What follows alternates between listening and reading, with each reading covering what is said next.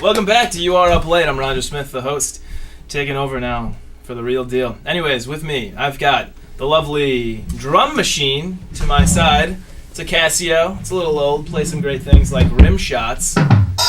Yes, excellent indeed. But really, the guest tonight, rather, the grassroots over here. We've got my good friend Gerald, my other good friend Abby. Welcome to the show, guys. As you can see, the drum machine is useful after all, contrary to popular belief. But anyways, so tell me a little bit about Grassroots. I mean, when do you meet? What do you do? Well, we meet every Monday at 8 o'clock in the Ruth Merrill Center. Our meetings are open to anyone. If you like coming. Is that just down by the lounge area where the couches are? Yeah, where all the cool couches are. So you can just like kind of sit back and relax and enjoy. We really relax. Fun Definitely, meetings. and it's got a carpet on the floor in there too, so you can take a little nap if you want to. Well, they go on a little bit of tangents every once in a while, but it's okay. Mostly it's good stuff. Oh, the irony. But anyways, so tell me, what events do you have coming up in the future? Something big you want to promote. What do you got? Well, actually, coming up November 6th to the 10th, we've got a week that's called Environmental Justice Week, where what we try to do is we take an environmental concern and a social concern, and we put them together.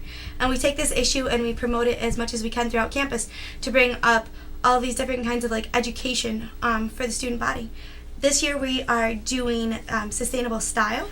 So we're taking clothing and obviously all the social concerns behind sweatshop labor and all that kind of stuff we'll be educating students on, along with all the environmental concerns behind the textile industry, all the pollution that they create and everything else. And we will be presenting alternative forms of style and buying power that we can have.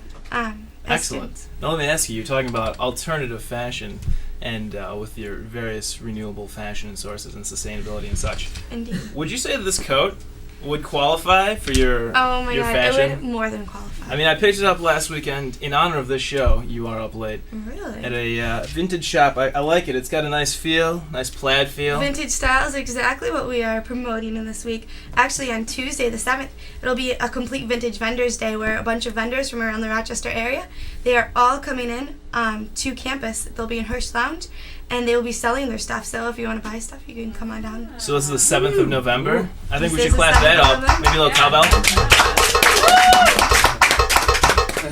But I'll definitely check that out with the vintage clothes. Is there anything else you guys want to put out there for our many viewers that I know we have?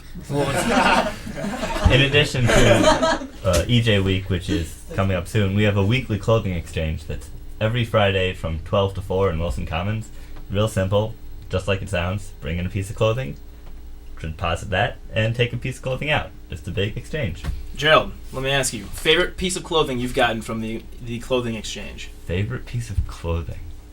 That's a tough one. I've gotten some good stuff. Abby, you can answer as well. I don't want to make I actually got this sweater at the clothing exchange. No, that's a nice sweater. I really enjoy it. It's a good black color. Getting ready for Halloween. Not quite as well as brown plaid, but yeah, I think brown plaid and blue go nice together. Especially when I'm in the 2000s, not from the 70s, contrary to popular belief. But regardless. Yeah, so check out the clothing exchange. I've donated some good clothes. Grassroots also does a lot of other work on campus, too, as far as recycling and everything like that. You can see all the recycling bins everywhere around campus, and if you don't see them, come to the Grassroots meetings and tell someone about it. Nice. So do you guys recycle particular things? Do you want us to... Because I know there are signs about not putting things in certain areas and all that good stuff. So explain, the recycling on campus a little bit, if you can. Well, the main things that we recycle are paper and cans and bottles. Tell the thing about the bottles, the label off and the top off. Yeah, what do you specifically have to do to? It has to be empty. And you have to you're supposed to you're supposed to have your bottle empty. You're supposed to take the cap off and, in theory, clean it, but that doesn't usually happen because that takes. You're just walking along, take off your lid, put that in the recycling bin, put the lid in the trash. Real easy. We're trying to make recycling bins everywhere you can. Basically, you're done eating, there's the recycling bin. The other big thing we do is paper, and so we have blue bins with this little slanty things. Deposit your paper there whenever you're at the library, when you're at ITS. They have many in ITS. I've seen them. Big no trash signs on them. Yes. Very attractive. There's also aluminum. inkjet recycling too, like all of your inkjet cartridges.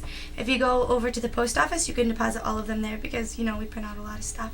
The Might as post well, right? office, any of the area offices, Gale, in Subi, and the quad office. Yeah, they definitely have them in the post office, which, if you don't know, basement of Todd Union. Good stuff happens in the basement of Todd Union, just so you know. Woo! Now the special thing about inkjet recycling is for all the inkjets that we recycle are actually worth money. And when you recycle those inkjets, the money goes to a fund that's actually a tree fund for the university. Our school is actually a licensed arboretum, and whenever we donate those inkjets, they go to money and we buy more trees and we update our arboretum and keep it in tip-top shape. Wow, Yeah. Now, what is an arboretum for those who don't know? I'm not saying I don't know, because I do. That's not what I'm saying. I'm an educated man, but maybe someone doesn't. I'm pretty sure in the most basic sense an arboretum is a variety of tree area. Yeah, it's a place that's usually it's a garden or some sort of park that is either like a public or private space that holds a certain amount of different trees from all different like genres and cultures and So I feel like it's playing off the word arbor, which I believe is a root Indeed. for tree. You know Am I your right? Greek, Latin. I told you, I'm not Language. necessarily saying I don't understand what that word means, but some people don't. But thank you very much for coming on the show. Is there anything you want to throw in there at the end? Check out EJ Week starting November 6th through the 10th. November 6th to the 10th. Check that out. We'll be right back after this little segment we did called Pick Your Panty Challenge. I'm in it, so you definitely want to look out for me. Also, some other guests that might be on later in the show. Check it out. We'll be right back on URTV.